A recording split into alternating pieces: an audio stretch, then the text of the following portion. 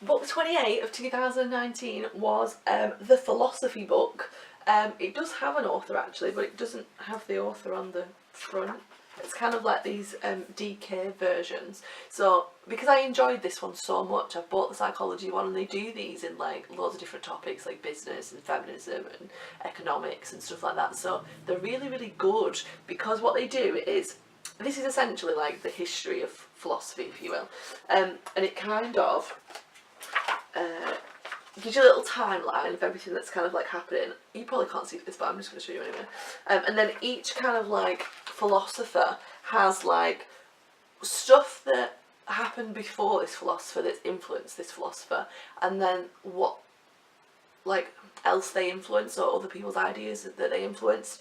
And it goes through kind of like what they think. It's all like colourful and there's pictures and stuff, and then it's got a little section about the philosopher, like who they are, where they've come from, what they've done, that kind of thing. And it kind of goes through, so you've got like, you know, all the Greeks and you know, Chinese philosophers originally, and there's a little bit of Eastern philosophy as well, you know, Confucius and Siddhartha and all that kind of stuff. So there's loads of like, you know, Aristotle, Socrates, Plato, probably a lot of the ones that you probably already heard of. So the ancient one kind of goes through all of that, and then it kind of goes through time. I find it really, really interesting, because I know loads of philosophers but didn't realise that I knew loads. I think you just kind of become aware of them, don't you, when you're like reading things. And a lot of what's really, really interesting is a lot of what we believe, a lot of our beliefs and things have come from these philosophers and what these philosophers have said, or like because of these philosophers it's made us think differently. Like for example, there's a philosopher called Descartes, who said, "I think therefore I am." So obviously said it in Latin, cognito ergo.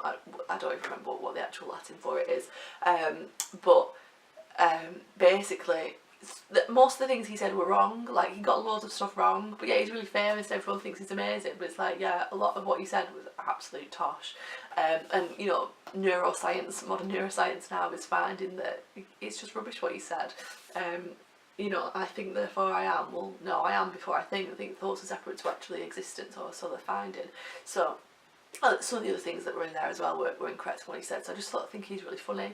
And a lot of philosophy is like, it frustrated me at first, philosophy, because it was all like thinking about things but having no actual evidence for what they said. So a lot of the things were like proven wrong and were a bit rubbish and stuff. But what I kind of realised from reading this book is that you need to start somewhere. You need to have some thought that you can then think about and challenge, to provide the opposing thought, to kind of like build it up as like a wall, and like, you know, knock the wall down and build it back up again. And it's kind of like it all builds on each other, and this is why it made me want to buy the psychology one, because I obviously, my background is psychology, and I don't know every single psychologist that there is. I know quite a lot of them, and when I flick through it, I know quite a lot of them, but I don't know a lot of the early ones, because you don't learn about the early ones, because a lot of what they said was wrong. But it's because of them that we've got to the point that we've got to now, and that we know stuff. So I think it's kind of really interesting that we can all work together, and we can all add a little brick to find out the overall thing. Like I got really disillusioned with psychology, because I was like, what's the point? Everything that I research and find out is probably going to be wrong, because what's the point? But then after reading this I was like, well yeah, there is a point, because you might stimulate somebody else to find something else out, and then they stimulate someone else, and it's like, you know, the little dominoes, like that you knock one and it knocks them all over. And I think we've got to kind of understand that in a scientific discipline, or even in like, you know, disciplines like philosophy or whatever, you contribute in a little bit, and that contribution adds to the whole tapestry of whatever it is that's being kind of discussed. We know a lot about things because these philosophers kind of like had views on stuff, so it's quite interesting for that reason. I think you've got to be kind of mindful though with books like these, and philosophy in general, is that it's only like, it's very sexist, because there's only men in it. You know, the ancient Greeks said that women were a lesser version of men, so you know, there's not going to be any female philosophers in there, and there isn't until the very end of the book, which is like the modern times. And the only kind of female philosophers that are in there are the ones that are making judgment on feminism, so feminism being the equal rights of males and females. So they kind of like bring views in about that, but they're not actually contributing to views on just a topic that's not to do with feminism, which I still find odd. Like, why aren't there any philosophers that are females that are judging on consciousness or something. You know, why is that? Why are the female philosophers only important because they're challenging the male view of thought and philosophising? You know, there's some argument that maybe all the philosophy we've got is how males think and the females think differently, which I think is a bit of a silly thing to kind of think, but because we're all human creatures, but you know, there could be some, you know, element of truth in that. But we've got lots of kind of like people thinking that there's a gendered brain, it's actually rubbish, so they found that out now, so you know, who knows.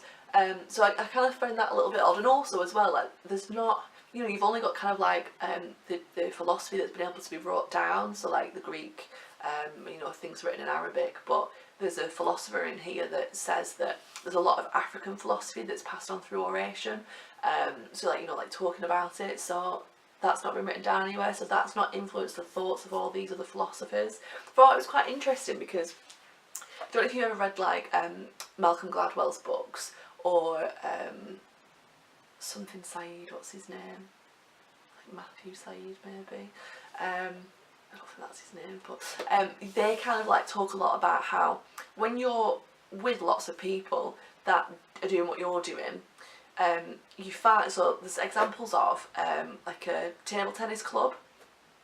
They had like a, you know, table tennis on the street in this area of America, and through them all practicing with each other quite regularly, they ended up, like, most of them being the world champions in table tennis, or I think they've got some examples in tennis as well.